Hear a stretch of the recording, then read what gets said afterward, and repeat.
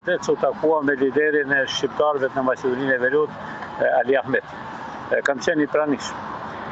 Në bisedat që u bërë me stjerbet, zoti Nano i tha që shiko tani, rregullo marrëdhëniet ose përmirëso marrëdhëniet me zotin Berisha, sepse unë nuk do të jem më në pushtet.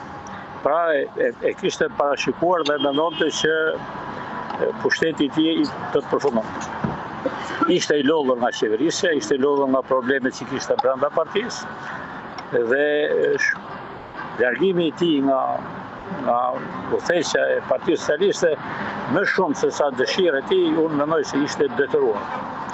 Në atë kohë, zoti Edi Rama, i cili sapo pranon parti më njëherë kërkoi të bëhej kryetar partie, kishte krijuar rreth vetes një grup i cili e mbështeste atë.